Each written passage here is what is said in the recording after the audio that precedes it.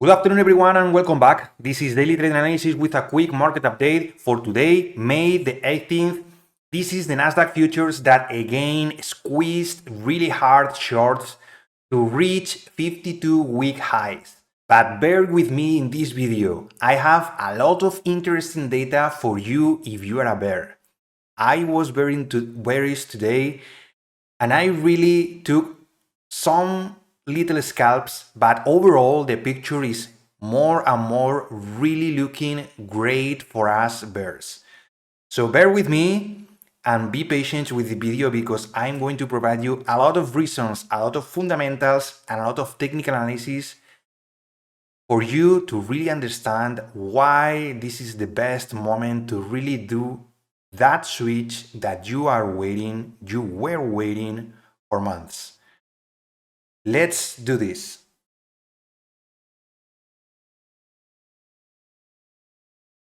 As I was saying, I'm going to provide you with a lot of information, news, fundamentals, statements from the Feds, and also technical analysis to really show you the actual reality of the markets. But first, let's start with economic data. This video, I will try to make it real quick as possible, but I have tons of information, so please be patient. First, initial jobless claims, bad. Continuing jobless claims, bad. I mean, we were expecting more people being jobless, more people continuing claiming jobless, and this is not good. Jobless claims are pushing lower, so less and less people are becoming jobless. That's a key spot, that's a goal for the Feds. And believe me, inflation is still a problem. We are going to review some Fed statements in that regard, but first, look at this. 33% more and more analysts from the 10% 1 week ago to 1 day ago, 28%, now 33%. I saw today 40% of probabilities for a new rate hike, and people is just buying everything. So this economic data supports the fact that the Fed is going to raise interest rates most probably again.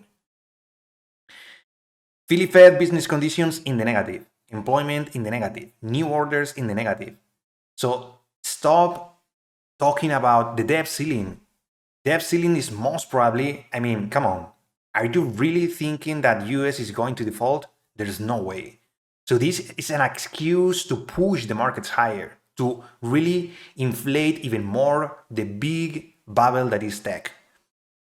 Feds. First, existing home sales minus 3.4 and home sales overall 4.28, less than expected and less than before. Why? Well, are you willing to take and to buy a home with these interest rates, with these mortgage rates? That is, let me check, that it was yesterday, not retail, at 6.6%, 30-year mortgage. Are you willing to take a mortgage with this? So obviously, home sales were lower than expected. That's a fact. So let's go with some statements from the Fed today, 17th of May, 18th of May, sorry. So basically, Fed slogan, data at this time do not support delaying rate increases. So there's the fact that they are not willing to pause. The data points so far don't justify keeping a rate hike in June. Again, new rate hike. The evidence in the upcoming weeks may still demonstrate that skipping a meeting is acceptable. They are willing to pause if data justifies that. Yet, as of right now, we haven't arrived to that point. The Fed has not yet the progress we need on inflation. It is super clear that we are not at that point yet. We are not going to pause, and most probably, more and more probable, we are going to raise interest rates in June. Fed's Jefferson, inflation is too high and progress has been slowing. Again, with the focus on the progress, inflation is not deaccelerating. It's slowly decreasing, deaccelerating, but very, very lowly, very, very slow. The progress is not what Feds want. This kind of progress is not. 1 year isn't long enough to feel the policy effects. Basically, Jefferson is saying that we have to wait, we have to be at these levels longer to see the effects on the economy. Core services inflation, excluding housing, is stubbornly high. Core services, core inflation, it's sticky inflation. So let's go back to some news. After reviewing the economic data, let's talk about some earnings. Walmart raises full-year guidance as earnings beat on boost from grocery and online businesses, not store businesses. But basically, 1.47 on EPS and revenue a little bit higher, well, 4 billion higher. So good. Looks like good data, right? Let's check Walmart. This is Walmart. Hyped and then into the ground. 0.60% in the green. Even with an earnings beat. Why? The outlook. The outlook is bad. Because in the next, throughout all this year, we are going to really see the impacts of the interest rate. The things that the tech bubble doesn't want you to see because they only think about profits. Well, there's a lot of fundamentals showing you demand destruction and a lot of pressure on debt. What else? Netflix, it's skyrocketing after it held its upfront presentation to advertisers, and the media company said its new ad supporter tier has nearly 5 million monthly active users. This is something that we have to take into consideration. Netflix is basically skyrocketing 9.40%. 9.40%. Look at this. This was really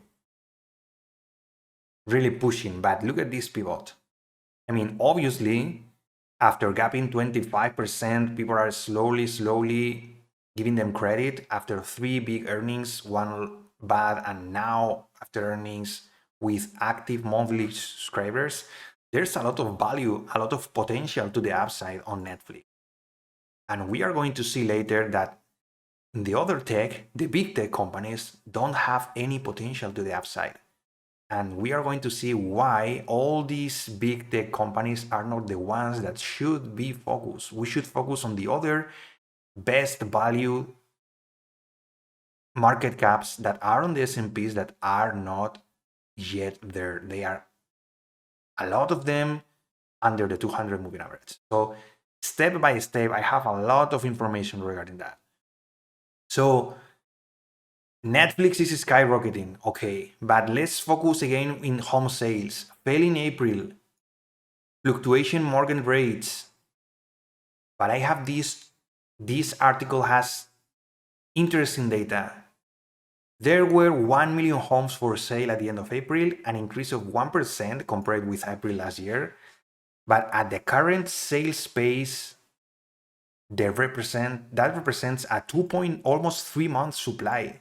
So there's no demand. There's no demand. Sales of privately owned homes fell 3.4 in April, and they were 23% lower than 1 year ago in April 2022. So home sector really being crushed. We talked about 33% on the rate hike probability, and let's now go to the charts and start talking about why I think this is busted. Let's go to the continuous charts on the NQ. Let's do a quick review on the dailies. This is the daily NQ chart futures, the continuous chart. Look at this pivot. We are breaking out, right? This is looking good. Actually, we got a big increase from the bottom to the top. That's like 28% of the bottom, of the January bottom. That's all good, right? Well, not that fast. This is the Nasdaq, and the S&Ps shows you a really different picture. We are still at this 4200 level. And let me tell you what happened when we reach this 42 level today. Look at this. The high today was 41.99 a quarter, and it got smoked one time, two times, and we are at VWAP right now. 0.23 on the S&Ps. Another evidence, RSP is the equal weighted ETF for the S&P 500. So basically, if all these businesses, all the stocks in the S&P were equally weighted, this is what it looks like. Do you think this looks good? We are down here. If we compare this with the performance of the Nasdaq right now, you can see that look at this divergence. We are down here on the equal weighted. We are up here on the Nasdaq. So there's a divergence, a big divergence, because all these Apple, Microsoft, Tesla, Amazon, Google, Nvidia, Meta, all these big giants in the tech sector are squeezing hard due to corporate greed and corporate profits. Stock market is driven by profits, but the rest of the stock market is not following. Another evidence, let me show you the percent of stocks above the 200. I shared with you this chart a couple of weeks ago, and look at this. This is 42%. 42% of them, right now 41% of them are above the 200. And while they are below the 200, a key resistance level, the Nasdaq is squeezing to 52-week high. How is that fair? How is that not a bubble? Another interesting fact, gold is falling off a cliff. We pushed higher, rejected to August 2020 levels. We rejected hard, losing right now big key support. Looking for 1900 Fibonacci Fib retracement 61.8, or maybe in this support range. Gold is flashing, copper is showing weakness, support after support is being broken. Silver is also falling off a cliff. It's falling off a cliff. So fundamentally, metals that provide you with raw materials in the worldwide economy are showing you a slowdown of the worldwide economy. I'm not talking about US, I'm talking about the world. The world is showing you signs of really big demand destruction. Same time, again, Nasdaq is pushing higher. Another evidence, dollar. This is the arrow that I showed you yesterday. I'm expecting dollar strength 105. Look at this. This is really strong also. And why dollar is pushing higher while metals are going lower? Bitcoin is being destroyed minus 1%. Small caps are also in the red. Nasdaq is still pushing. And people still think everything is fine. Everything will be okay. There's a debt limit ceiling deal. Banks are in the red, except for the ones that are squeezing. So let me tell you, this is just a matter of time, because this extension, I think, it's the beginning of a big retracement based on fundamentals.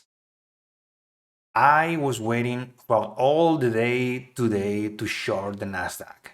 I shorted it here, and I took profit at this pivot. So basically, at this level, I took profit from here. Just quick scalp, because I don't want to be greedy. I don't want to step in front of the big truck like it's the Nasdaq, because there's a lot of irrational people blindly buying these tech stocks. And it makes no sense to me. So the only thing that we have to do is just wait for all this momentum to really slow down, wait for the reality check. Yields are really going nuts, expecting higher interest rates. December interest rates are not pricing in anymore 3 interest rate cuts. It's only pricing in 125 basis points. We were down here. Please support us, the economy. And then we squeeze hard. So if everything is so great, Fed will continue pushing interest rates until the economy gets destroyed. There's no soft landing if tech continues doing what it is doing. I think there's no soft landing because Fed will continue pressuring and squeezing more interest rates until the black swan event occurs and we are all doomed. I don't want that. I just want healthy price action. This is not healthy. This is just an insanely greedy move from a lot of people, big banks that are squeezing higher. This is not the real economy. This is an insane move. Parabolic moves. And I think this is going to happen really, really soon, maybe tomorrow. Remember, 3.8 million units of options are going to expire tomorrow. The S&Ps with a max pain of, from now until 407, 2.53%. Let's see if the S&Ps can fall 2.50%. I mean, that would be insane. Insane. So be really careful in these markets. Try not to FOMO in. Point of control still shows you below price. We are hovering. I don't think Nasdaq is going in the red. But the S&Ps, look at the S&Ps, is just 0.20%. 0.20%. There's no way this is holding. This is not showing you the tech stock bubble. This is showing you the reality. And more than that, this is showing you the actual reality. That more and more stocks are not following through due to demand destruction. And that is key for you to understand. I think I really know that this is super difficult to be patient and to be disciplined, but in the longer run, that is better for you as a trader. So trust me, be patient. Tomorrow, let's see what happens. We might get a lot of surprises to the downside. Who knows? But we just have to wait and see. What is true is that today we squeezed again and we are starting to see these kind of things more and more. 1, 2, at key levels like 4,200 on the S&Ps. So there's big players sorting this. I think this super FOMO hype squeeze is coming to an end. That's my opinion. And that's all from my side. As always, thank you for your time. If you found this video useful, please remember to click like button and subscribe to the channel to receive notifications when I upload new videos like this one with lots of information for you to really understand several markets and my understanding of an approach of the markets. I hope you had an amazing trading day. If you were bullish, if you were long, congratulations. If you were short or are you bearish, be like me, be patient, wait for tomorrow and for next week. I think things are going to change. I already provided you with evidences of that this is not sustainable. And you just have to be patient, and timing is everything. Thank you for your time, and again, discipline and risk management. Discipline and risk management. Don't be frustrated because we are all in this market feeling this FOMO, but you just have to be smarter than the others that just buy on FOMO. Be smarter than them and be an actual trader. Discipline and really doing your job, analyzing the markets and finding your opportunities based on your technical analysis and fundamental analysis. Look at this. Nasdaq is falling over 200 on the 1 minute. S&P is probably showing signs of rejection. Let's see what happens. Right now, the S&P is 0.11% on the day. I think S&P's can end up the day in the red. Let's see what happens tomorrow also. Really, really important day tomorrow. Stay safe, everyone, and see you tomorrow.